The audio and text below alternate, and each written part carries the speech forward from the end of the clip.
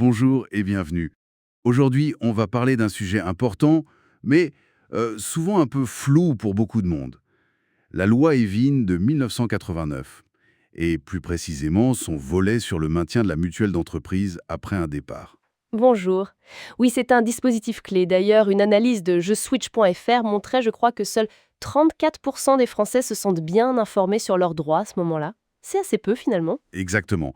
Alors, l'idée de cette loi, à l'origine, c'était quoi? C'était de protéger les gens qui quittaient leur entreprise, c'est ça? C'est tout à fait ça. L'objectif était d'offrir une continuité de la couverture santé aux anciens salariés, que ce soit les retraités, les personnes licenciées, que ce soit sans faute lourde, bien sûr, ou celles en invalidité. Une sorte de filet de sécurité santé. D'accord. Et nous, aujourd'hui, on va essayer de clarifier tout ça. Qui peut en bénéficier? Comment ça marche concrètement? Et surtout, la question qui fâche un peu, est-ce que c'est toujours l'option la plus, disons, rentable? Alors, pour commencer par l'éligibilité, les principaux concernés, ce sont donc les anciens salariés, ceux qui prennent leur retraite, ceux qui sont licenciés, et ça inclut aussi la rupture conventionnelle, qui est très courante. Ah oui, la rupture conventionnelle aussi. Oui, oui. Et puis, il y a les personnes qui passent en invalidité. La condition sine qua non, c'est d'avoir été affilié à cette mutuelle d'entreprise avant de partir. Logique. Il y a un point crucial, c'est le timing, non? Le délai pour faire la demande. Absolument. C'est un point de vigilance majeur.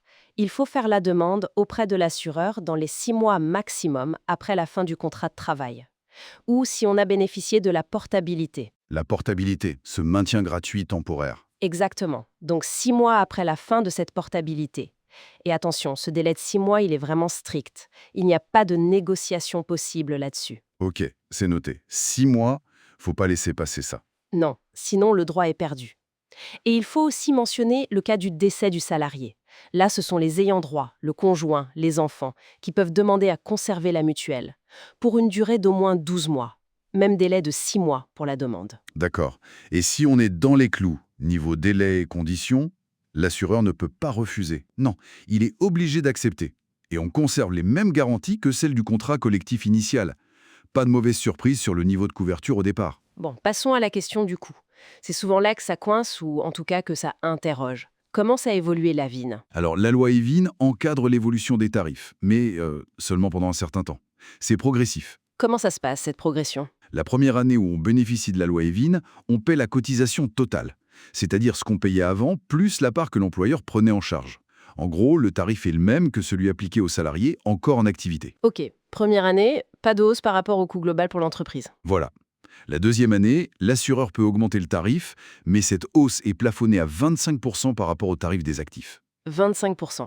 La troisième année, le plafond passe à 50% d'augmentation maximum, toujours par rapport au tarif des salariés actifs. D'accord, donc si on avait un contrat qui coûtait, disons, 60 € au total, Oui.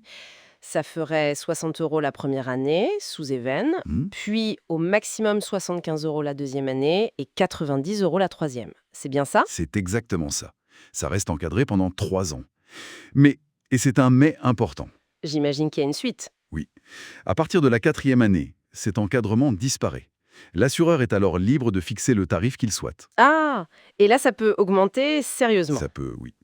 Pour reprendre l'exemple à 60 €, on pourrait tout à fait voir le tarif passer à 120 €, voire plus dès la quatrième année. Il n'y a plus de limite légale. D'accord.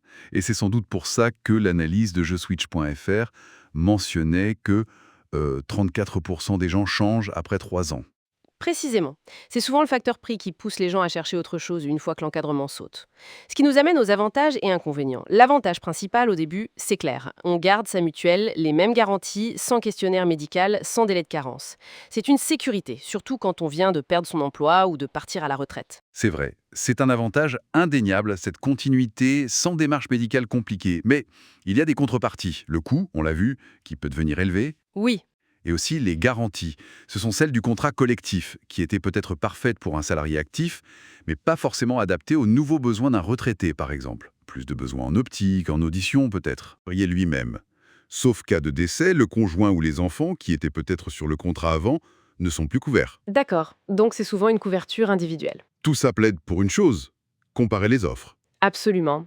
Rester sur le contrat Evin, surtout après la deuxième ou troisième année, ça demande réflexion et comparaison. Ce n'est pas forcément la meilleure solution sur le long terme, d'un point de vue financier. Et comparer, ça peut vraiment valoir le coup. Ah oui, JeSwitch.fr observait une économie moyenne de 416 € par an, pour ceux qui prenaient le temps de comparer et de changer. Ce n'est pas négligeable du tout. 416 € par an, quand même. Oui, il y a des alternatives, des mutuelles spécifiques pour les seniors par exemple, avec des garanties plus ciblées et parfois des tarifs plus compétitifs sur le long terme.